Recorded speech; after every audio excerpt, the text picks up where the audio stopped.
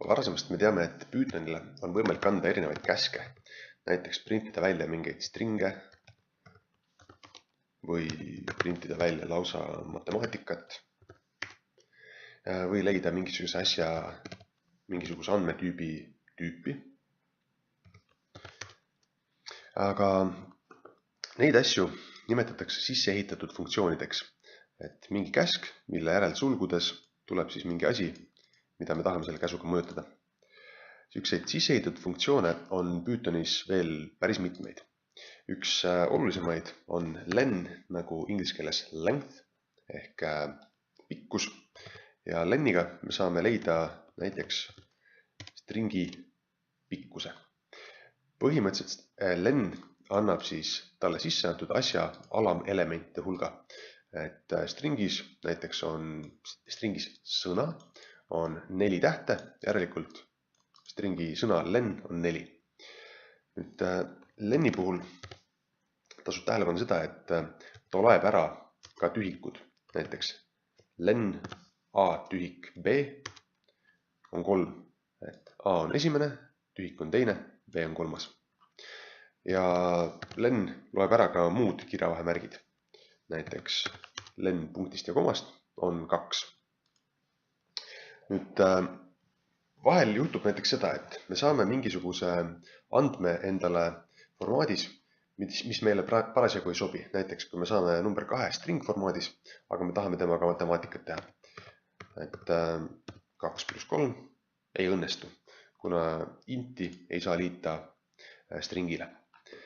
Nüüd me tahaksime selle 2 ju muuta automaatselt stringiks. Selle jaoks saame kasutada näiteks käsku int ja paneme sinna selle string 2 sisse ja saamegi int 2. Näiteks siis int 2 + 3 annab ilusti 5 meile kätte. Ja samamoodi, kui me tahame teha stringist float'i, siis me saame kasutada hoopiski käsku float ja anname sinna selle sama näiteks 2 sisse ja saame 2 float'i formaadis kätte. Nüüd, mida tasub tähele panna, on see, et käskudele int ja float peab siiski andma sisse asjad, mida on võimalik numbriks muuta. Et string 2 vabalt, aga string näiteks a tähest ei ole võimalik teha intiks. Nüüd, terve nimekiri sisse ehitatud funktsioonidest, mis Pythonis on nähtaval näiteks sihukesel kodulehel neil. Ja ma panen selle sama lingi ka siia video alla. Nüüd, sihukesed meetodeid on tihti, funktsioone, sisse ehitatud funktsioone on tihti võimalik kasutada mitmesuguste erinevate sisenditega. Et print on selles suhtes eriti hea näide, et pane sinna string või pane sinna number või pane matemaatikat isegi, ta prindib selle ikka välja. Aga on ka olemas siis Pythonis andmetüübile omased sisse ehitatud meetodid. Näiteks, kui me võtame andmetüübi string ja meil on mingi sõna ja me tahame seda sõna muuta siis näiteks nii, et selle sõna kõik tähed oleksid suure tähega, suured tähed. Siis selleks me saame kasutada meetodit. Meetodi käivitamiseks tuleb panna punkt ja siis hakata kirjutama, mida sa tahad täpselt teha. Näiteks, kui me tahame teha suureks need tähed, siis on meetod upper. Ja upper järel sulud algavad, sulud lõpevad. Ja hopsti, ongi sõna tähed suureks muudetud. Või siis vastupidi, näiteks teine sõna, mis juba on natuke suurete tähtedega, aga me tahame, et ta oleks kõik väikeste tähtedega, siis on meetod lower. Ja ongi, suured tähed on muutunud väikesteks.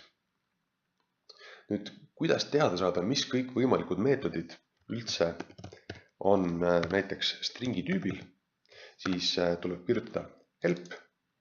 Helpi järel sulgudesse see asi, mille kohta infot tahame, praegu siis string, sel puhul str ja enterit. Hopsti, lõi päris pare nimekiri ette. Ja siin nagu näha on ikka päris palju eri käske. Seesama lower, mida me proovisime, on siin sees. Ja põhimõtteliselt kõiki neid ma soovitan ise katsetada, proovida, vaadata, mis nad teevad.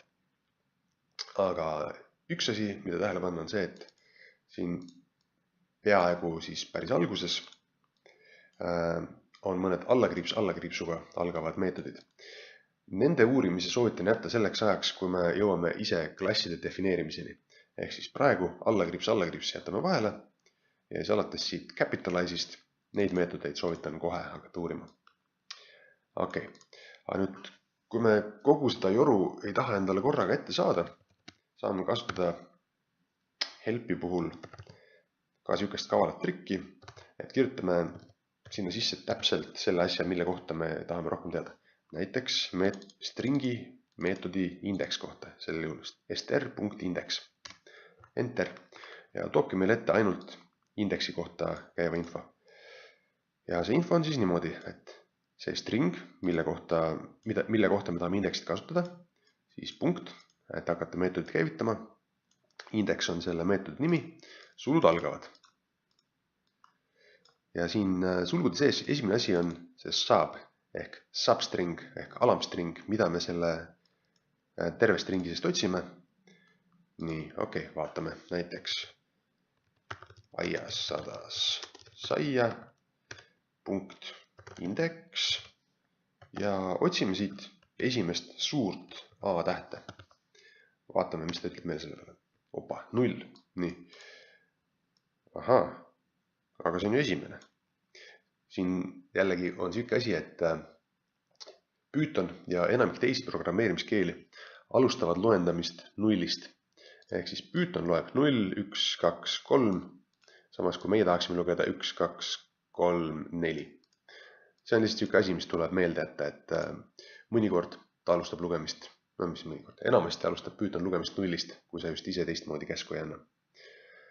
Okei, aga nüüd siin on aga otsime esimest väikest A tähte. Anname sama käsu ja paneme väikse A. Okei, 0, 1, 2.